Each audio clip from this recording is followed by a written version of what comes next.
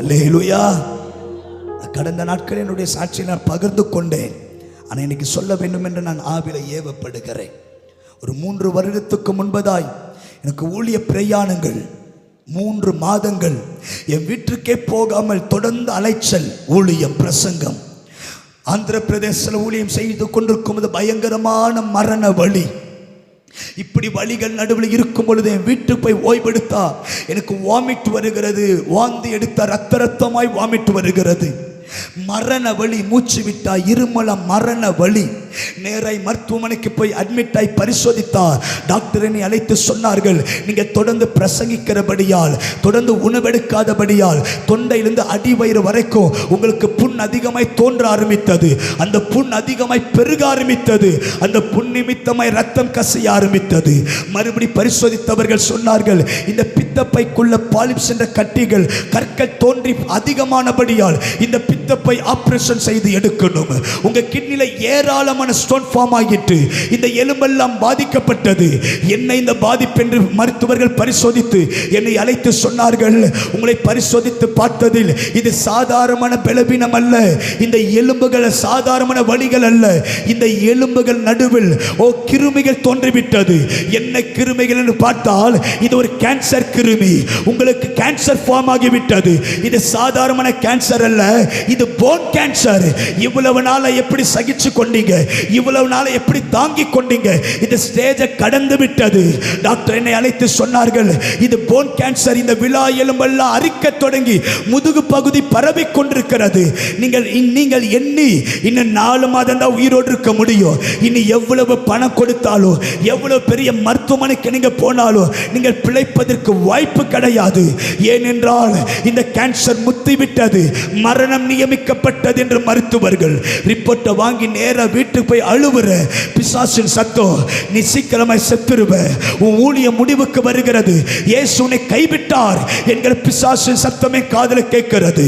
இப்ப எனக்குள்ள ஒரு தீர்மானம் எடுக்கிற, நான் ஓடி போக அடிமை அல்ல, பாதிலே நிக்க வேலைக்காரன் அல்ல, மரணமே நேரிட்டாலும் கடைசி வரைக்கும் போற குமாரன் என்று சொல்லி அன்றைக்கு என் வியாதியை பார்த்து சொல்றேன், செத்தாலும் சாவேனே ஒளிய என் மரணம் மருத்துவமனை போய் அட்மிட் ஆகி சாக கூடாது. என் ஆசை பலிப்பிடத்தில் மைக்க பிடிச்சு இயேசுதான் உலக ரட்சகர், இயேசுதான் வலியும் சத்தியமும் ஜீவனும், இப்படி பிரசங்கித்து சாக வேண்டும் என்ற ஆசை. அன்றைக்கு நேரம் என் பேக் எடுத்து சென்னை 3 நாள் பிரசங்கம் பண்ணா ஒரு பிரசங்கத்துக்கு 3 கட்சிஃப் நனையும். சத்தமா பேசினா வாயில ரத்தம் வரும். 3 கட்சிஃப் இப்படி வேதனை, இரவும் பகலும் வலி. பஸ்ல போய் ஸ்பீட் பிரேக்கர் ஏறி இறங்கினா என் எலும்பு உடையிற சத்தம் எனக்கு கேட்கும்.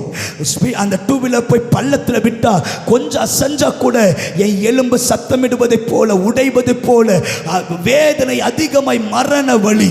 கடைசி 3 நாட்கள் கோயம்புத்தூர் பகுதிகளை ஊழியம் செய்து கொண்டிருந்த 3 நாள் ஊழியம் முடிய போகிற அந்த கடைசி நாள் பிரசங்கித்து முடித்து ஜெப நேரம் ஒன்று வந்தது. இப்படி ஜெப நேரம் வர வர ஆண்டவர் என் கண்ணை திறக்கிறார்.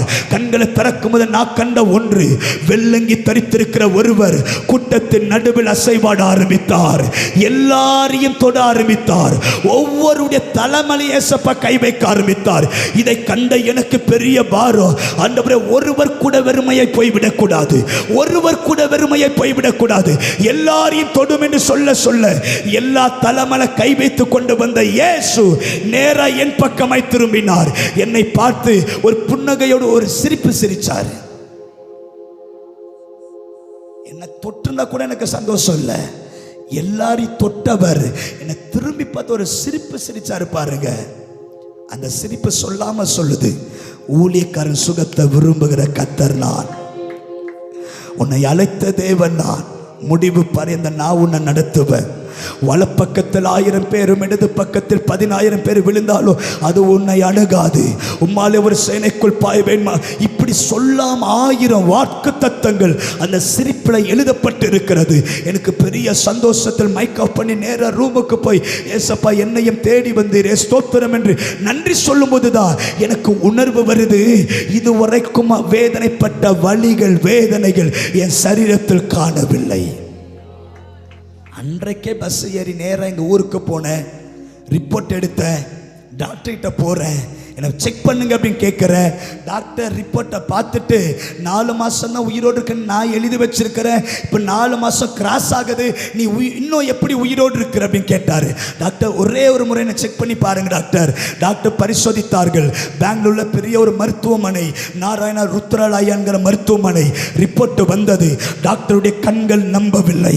மறுபடி சென்னைக்கு அனுப்பினார், ராமச்சந்திர ஹாஸ்பிட்டல். ரிப்போர்ட் வந்தது. டாக்டர் நம்பவில்லை. என்னை அழைத்து டாக்டர் கேட்டார்கள், எனக்கு தெரியாம நீ எந்த டாக்டர் போய் பார்த்த? ஏன் டாக்டர் என்று கேட்டா, 4 மாதத்தில் கேன்சர் மறைவது சாத்தியமில்லை, உனக்கு கேன்சருடைய அடையாளம் தெரியாத வண்ணமாய் இந்த சரீரம் எல்லாம் சுகம் நடந்து விட்டது. என்ன நடந்தது? இந்த எலும்பு மட்டுமல்ல, தொண்டையிலிருந்து அடிவயிறு மாத்திரமல்ல, உள் அவயங்கள், பச்சை குழந்தைக்கு எவ்வளவு தூய்மையான ஆரோக்கியமான அவயங்கள் இருக்குமோ, உன் அவயம் ஒவ்வொரு அவயமும் தூய்மையான ஆரோக்கியமான தெளிவான அவயமாய் இருக்கிறது. என்னை அழைத்து டாக்டர் சொன்னார்கள், இன்றைக்கு உனக்கு வயது 29 வயது, ஆனா உன்னுடைய கிட்னிக்கு வயது 1 நாள், உன் இதயத்துக்கு வயது 1 நாள், உன்னுடைய எலும்புக்கு வயது 1 நாள், உன் அவயம் எல்லாம் புதிதாய் மாற்றப்பட்டது. என்ன நடந்தது? நான் சொன்னேன், என் மீட்பர் உயிரோடு இருக்கிறார். நான் ஓடி போக அடிமை அல்ல, பாதியில மறுதளிக்க நான் வேலைக்காரன் அல்ல. மரணமே நேரிட்டாலும், பலிபீடத்திலேயே என்ன வெச்சாலும், கர்த்தர் கொடுத்தார், கர்த்தர் எடுத்தார், கர்த்தருடைய நாமத்திற்கு ஸ்தோத்திரம் என்கிற அவருடைய குமாரன்